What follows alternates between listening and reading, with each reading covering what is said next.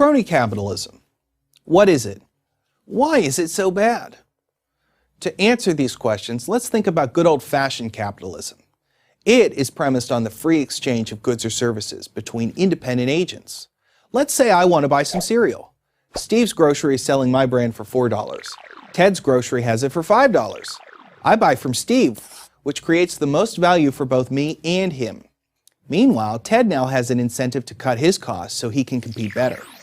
Replicate this kind of transaction billions of times a day, 365 days a year, and that is how our economy functions and grows, or at least how it's supposed to.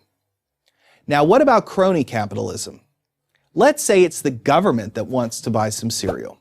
More specifically, the House of Representatives Committee for Cereal Acquisition is put in charge of the task. Steve still sells for $4, Ted for $5. I buy from Steve. He's the low price man. But the Committee for Cereal Acquisition buys from Ted. Why? Because Ted lobbied the committee. Because his corporate headquarters is in the chairman's district. Because he gave more campaign contributions. Because he promised a lobbying gig to an undecided committee member who plans to retire next year. That is how crony capitalism works.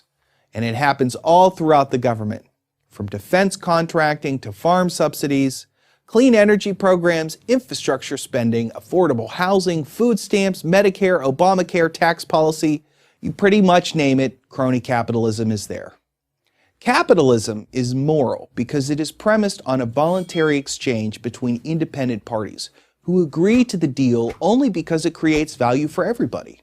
Crony capitalism is immoral because one of the parties, the government, has been bought off.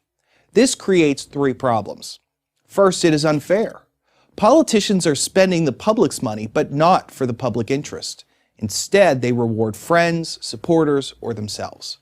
Our Constitution grants Congress the power to provide for the general welfare. Crony capitalism violates this sacred principle. Second, it is incredibly wasteful. In our cereal example, the government overpaid by going with Ted instead of Steve.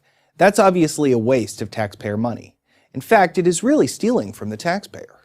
Here's more waste. Ted had to spend money to lobby the government to get the contract, so he didn't get all that dollar out of the transaction. That's money that could have been spent making a better product or used in some other constructive way. Economists call this deadweight loss, and it can be substantial. Moreover, crony capitalism distorts the broader economy. In some industries, like healthcare, student loans, home mortgages, and aerospace, the government is one of the biggest purchasers of goods or services, so its politicized decisions can have wide-ranging and detrimental effects. An entire industry can become, in effect, a client of the government. When that happens, its goal is not to build a better mousetrap, but to keep politicians happy. How much does crony capitalism cost society per year? It is hard to say precisely, but the number reaches into the tens of billions of dollars, maybe beyond.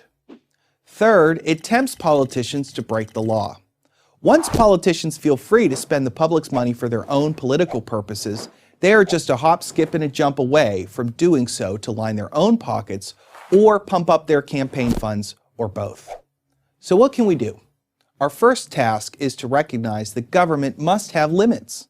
Of course, there has to be a national authority to set the parameters for society that establishes the rules of the game and enforces them. But when we expect the government to promote an industry, tinker with some sector of the economy, help some important voter group, we create the groundwork for crony capitalism and all the bad things that come with it: favoritism, waste, theft, and other forms of corruption. America's 7th president, Andrew Jackson, had a very useful perspective on this issue. There are no necessary evils in government, he said. Its evils exist only in its abuses. If it would confine itself to equal protection and, as heaven does its rains, shower its favors alike on the high and the low, the rich and the poor, it would be an unqualified blessing. Jackson had it right. A limited government confined to equal protection can't play favorites. Limited government.